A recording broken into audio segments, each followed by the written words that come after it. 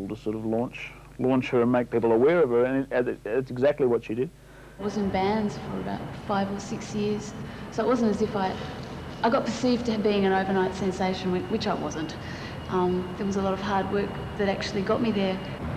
Wait was conceived after I saw a film that was very much relating to my personal experience at that time, which was that I was waiting for somebody that meant a lot to me.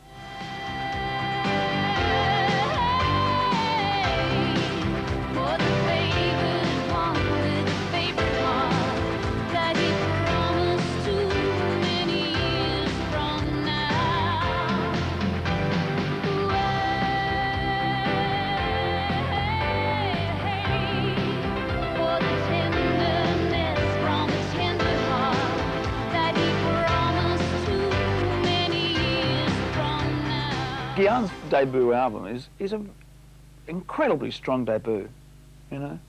I know she quibbles about some of the tracks now, but some incredible songs on it. Someone had to sort of say, what's the difference between album 1 and album 2? Album 1 was far more introspective in me trying to find out who I was and who my sound was. And the second album, I feel like I've become far more objective, and my relationship with the world is far more, you know, important than just me and the person I live with.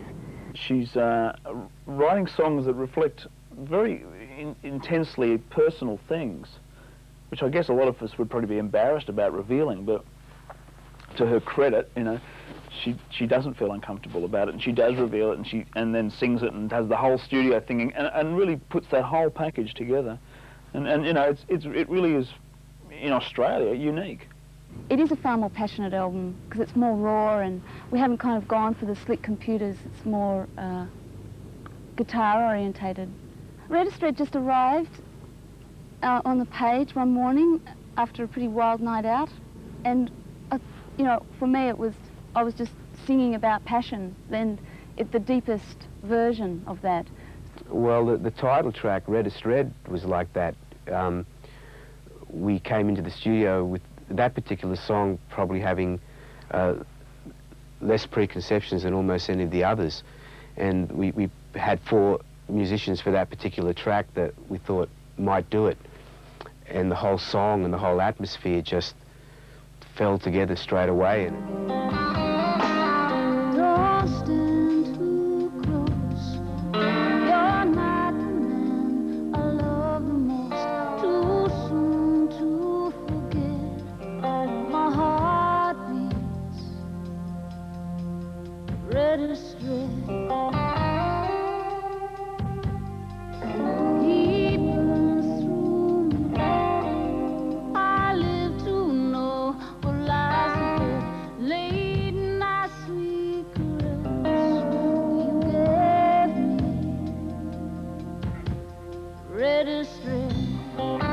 The bottom line was, let's grab the spirit.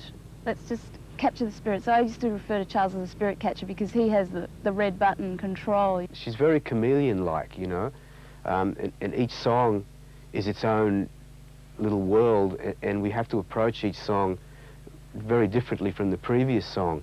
Something's got to give. It felt like the world was saying it. We all know something's gotta give, gotta let go, break this state, I mean ready or not, it's just a moment away. We all know something's gotta give, gotta let go, break this state, I mean baby, it's not the way it should go. I gotta move it today. Honesty in songwriting, I really admire people who can be very, very honest, and I don't feel I've actually reached the truth yet, and it's my greatest thirst. There are always songs that that speak very much from the heart or reflect what she's thinking, whatever that might be. You get out of your own way and you leave an open channel for things to come through that are not hindered by your own critic. Dave Dobbin did most of the guitars, and unbelievably so. He just pulled something out of the hat that I didn't know he had. He was like a 60-year-old fat black man sitting on a milk crate out the front of some ghetto.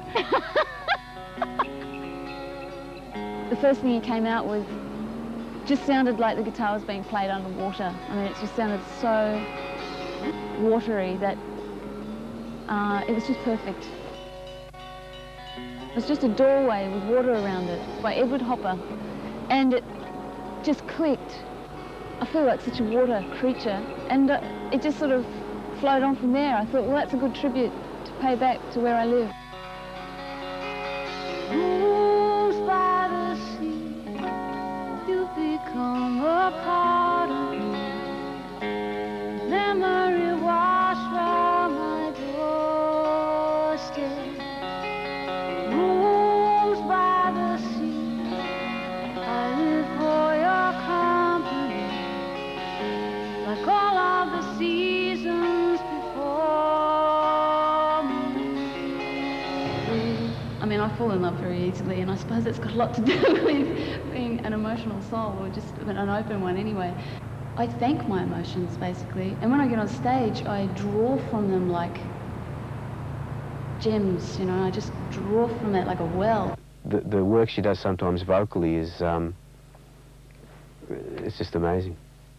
Okay, now you're going to fall with feeling.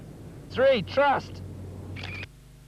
The song's all about, if you could picture this, then it will come true. And that's basically the message of the song. Sort of like, I suppose, a bit like Imagine.